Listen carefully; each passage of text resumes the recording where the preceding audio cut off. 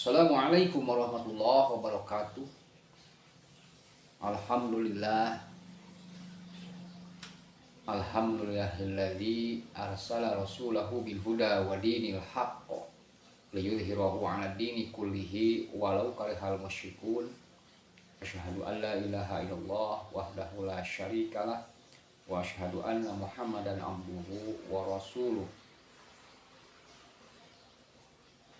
Allahumma sholli wa sallim wa barik ala Muhammad wa ala alihi wa ashabihi ajma'in, amma ba'du. Ya ayuhan nas ittaqullaha haqqa tuqatih wa la tamutunna illa wa antum muslimun. Sahabat ngabulang di mana saja berada, alhamdulillah wa syukurillah pada saat ini akan masih tetap diberi kesempatan, diberi kesehatan oleh Allah Subhanahu wa taala. Mudah-mudahan sahabat ngabulang pun di mana saja berada mendapatkan lindungan dari Allah Subhanahu wa taala serta diberi kesehatan, baik kesehatan lahir maupun kesehatan batin. Amin ya Allah ya rabbal alamin. Pada kali ini akan mau menjawab, ada yang bertanya mengenai bahwa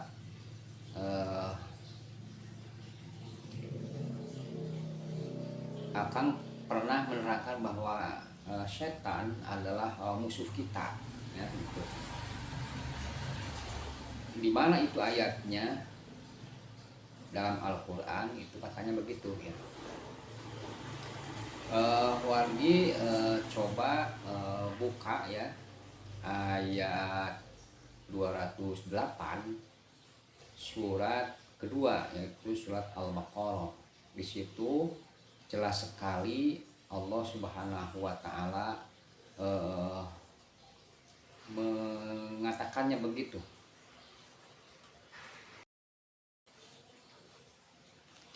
Jadi sekali lagi bahwa Allah Subhanahu wa taala mengatakan di dalam surat Al-Baqarah ayat 208 yang berbunyi, ya ayyuhalladzina amanu udkhulu fis-silmi kafah wa la tattabi'u khutuwatis syaiton innahu lakum aduwwum mubina.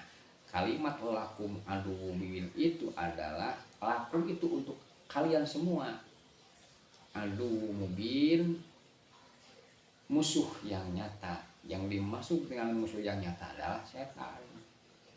Itu jadi antara kita buka saja ya, buka saja supaya jelas ya. Jadi di kalimat itu ya, Allah Subhanahu wa taala menyeru kepada orang-orang yang beriman supaya masuk gitu, masuk Islam. Maksudnya bisilmi kafah teh, masuklah ke dalam Islam dengan kafah, artinya seutuhnya. Jadi tidak setengah-setengah. Kalau ibaratnya akan mengibaratkan seperti wadi masuk masjid itu, kalau seutuhnya artinya badan wadi seutuhnya, kaki, tangan, kepala ya, itu masuk ke dalam gitu. Bukan yang dimaksud masuk itu ada cuma tangannya saja umpamanya, kepalanya saja lal gitu kan, atau tangannya saja. Kalau orang Sunda mah udah kodok ya teman. Kalau tangannya saja, kalau kepalanya saja ulal gitu. Nah, yang dimaksud dengan seutuhnya adalah diri wardi, badan wardi ya, itu masuk. Nah, sehingga berada di dalam masjid umpamanya. Nah, sehingga kita berada di dalam Islam seutuhnya itu. Dan yang selanjutnya adalah kalimat berikutnya, wala tattabi'u khutuwatis syaiton, dan jangan turuti perilaku setan. Banyak perilaku setan yang jangan ditiru, jangan dituruti, banyak sekali. Nah, seperti penolakan kepada hal-hal yang memang dianggap tidak sesuai dengan pikiran, tidak sesuai dengan penilaian siapa, pikiran siapa, ya pikiran setan. Jadi kalau Allah Subhanahu wa taala memerintah sesuatu, maka jangan dulu ditangkap dengan pikiran dulu, jangan, atau ditangkap dengan rasa dulu, karena pikiran dan rasa manusia itu terbatas. Juga tidak akan mampu menangkap sesuatu sebelum dijelaskan oleh Allah Subhanahu wa taala. Sehingga apa saja yang dikatakan oleh Allah Subhanahu wa taala itu pasti benar. Pasti benar. Wa qulil haqqu mir rabbikum. Jadi hak itu, katakanlah hak itu dari Tuhanmu gitu. Nah, segala sesuatu yang Allah katakan, nah, itu pasti benar. Dan pikiran kita, rasa kita itu tidak dijamin kebenarannya karena bukan Allah. Gitu. Kan perasaan kita mah kalau kita mau taharah, mau bersih, ya yang sepantasnya didahulukan itu apa? Kaki, karena kaki dianggap paling bawah yang suka menginjak kotoran. Tetapi apa yang terjadi dengan wudhu? Kan wudhu itu pertama yang dibasuh adalah muka dulu. Nah, kalau menurut pikiran bahwa yang pantas didahulukan adalah kaki, tetapi ternyata agama memberikan ilmunya ternyata adalah yang harus pertama dibasuh itu adalah muka. Nah itu. Jadi yang dimaksud dengan al-haqqu mir rabbikum itu. Nah, kita jangan tanya-tanya lagi masalah itu. Karena sekali lagi adalah hak kebenaran itu punya Allah. Baik yang kita mengerti maupun yang kita tidak mengerti. Pokoknya mah yakin bahwa apa yang diperintah dan dilarang oleh Allah Subhanahu wa taala itu pasti untuk kepentingan makhluknya, khususnya yaitu manusia. Kalau kita dilarang untuk tidak berbohong umpamanya, nah itu adalah sesuatu yang memang benar, yang memang baik, yang memang bagus itu. Nah, karena kalau kita berbohong umpamanya rusak ini akal dan pikiran kita, otak kita itu gitu. Makanya jangan mengikuti apa yang dilakukan oleh setan. Nah itu yang diantara wala tattabi'u khutuwatis syaiton innahu lakum aduwwum mubin. Sesungguhnya setan untuk kalian itu adalah musuh yang nyata. Jadi sekali lagi yang menanya ya. Jadi kalimat itu berasal dari surat Al-Baqarah ayat 208. Coba lihat saja. Sebenarnya masih banyak keterangan-keterangan yang mengatakan bahwa setan musuh kita. Setan itu musuh manusia yang harus diperangi. Maksud diperangi bukan setannya, tetapi godaannya, rayuan gomalnya gitu.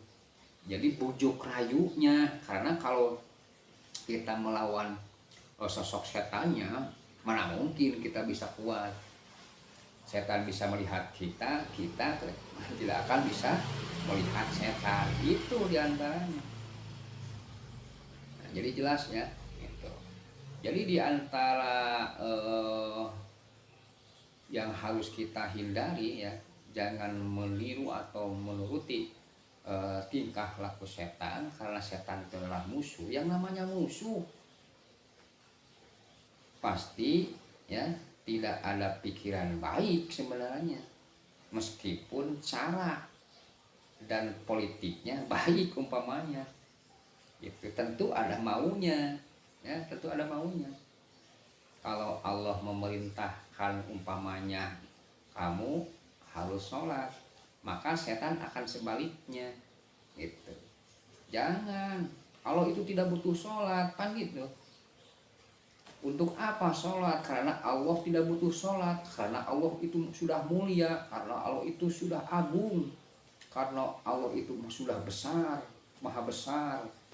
Jadi Allah tidak butuh sholat Anda gitu. Nah itu diantaranya. Padahal Allah mengatakan wa aqimus sholah. Nah, dan dirikanlah sholat. Jadi setan akan membalikan perintah Allah menjadi apa? Sesuatu yang memang kebalikannya. Kalau Allah memerintahkan maka dia melarang. Gitu. Itu saja. Atau sebaliknya kalau setan memerintah maka Allah melarang. Gitu.